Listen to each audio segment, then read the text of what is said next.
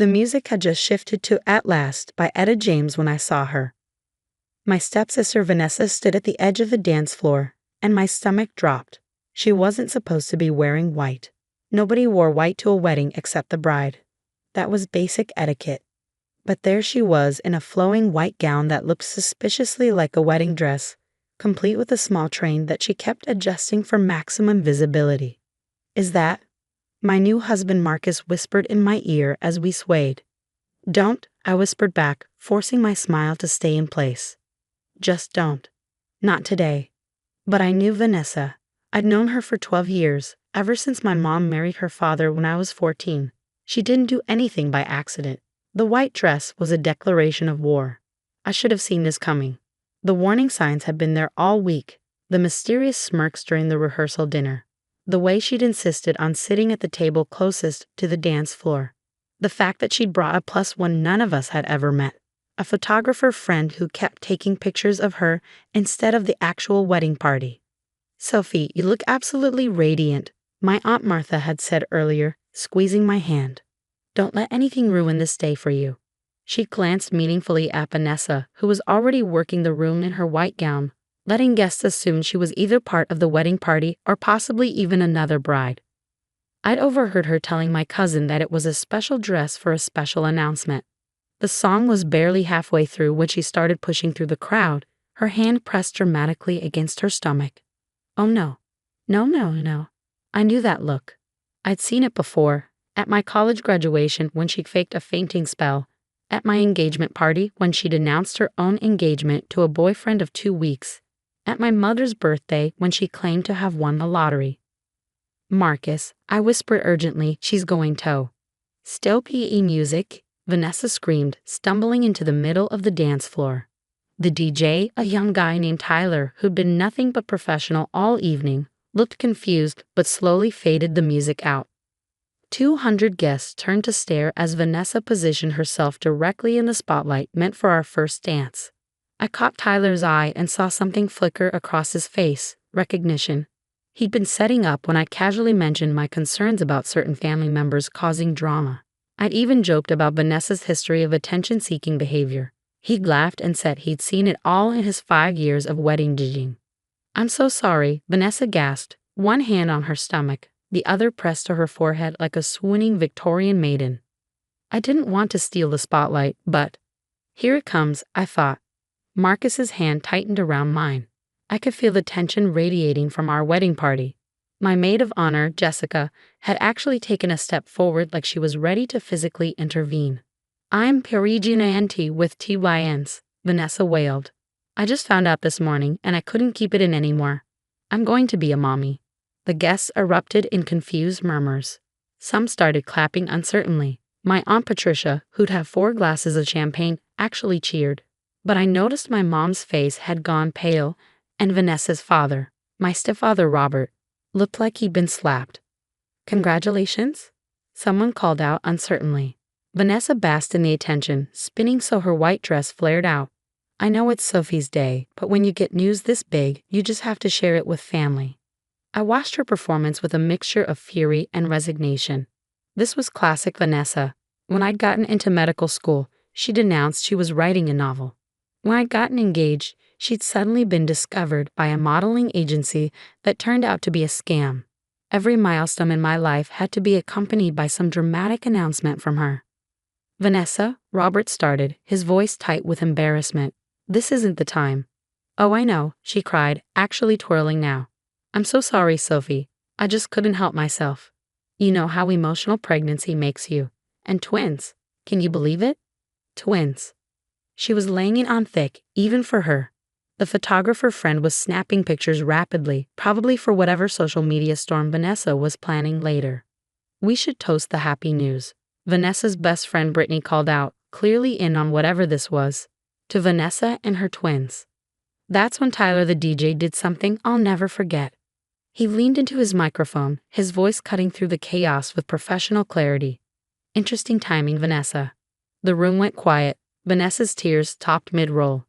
"What?" she said, turning to face him. Tyler was already pulling out his phone, connecting it to the projection system we'd set up for the slideshow later. I mean, it's interesting that you're announcing a pregnancy that you just found out about this morning.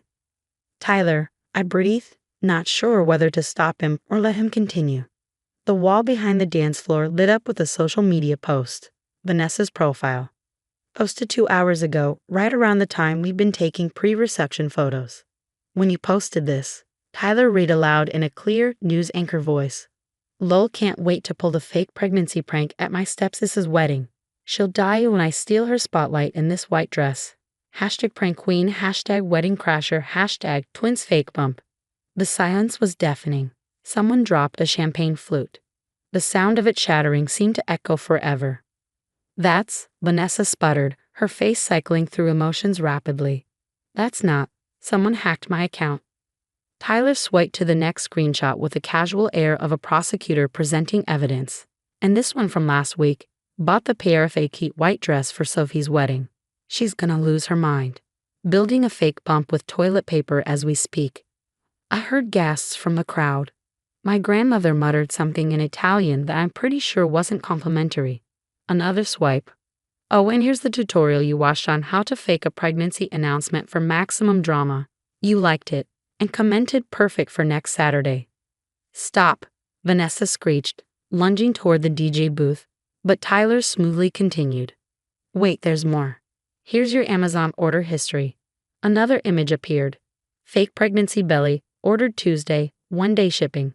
And look, you left a review. Perfect for pranks. Looks so real.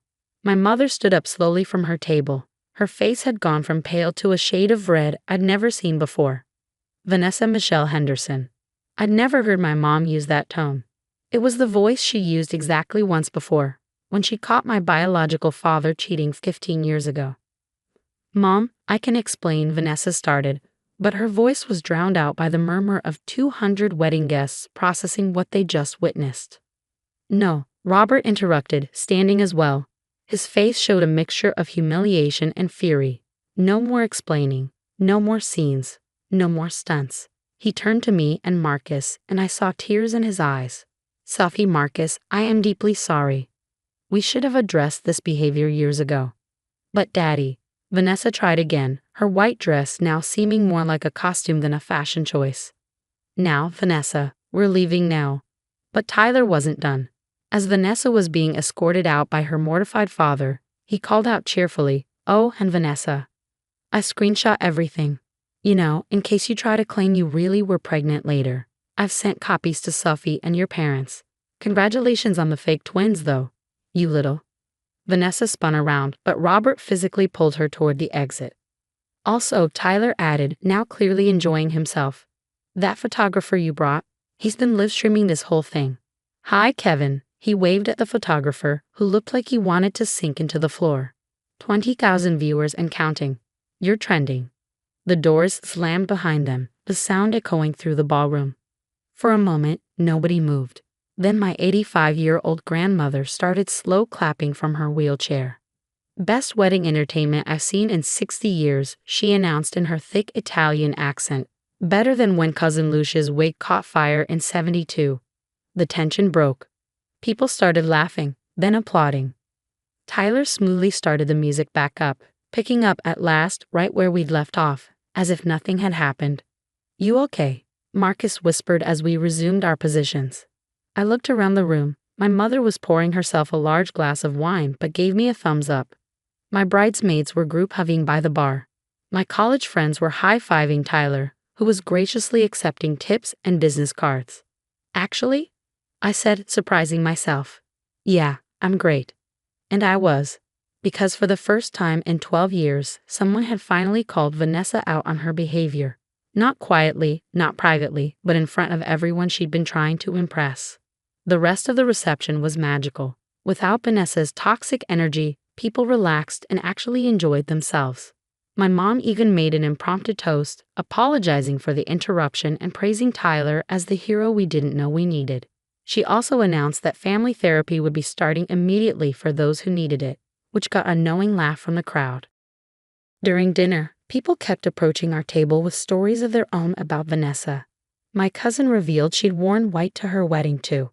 My college roommate mentioned the time Vanessa had faked a broken leg at my graduation party. It was like a dam had broken. Everyone finally felt free to acknowledge what we'd all been politely ignoring for years.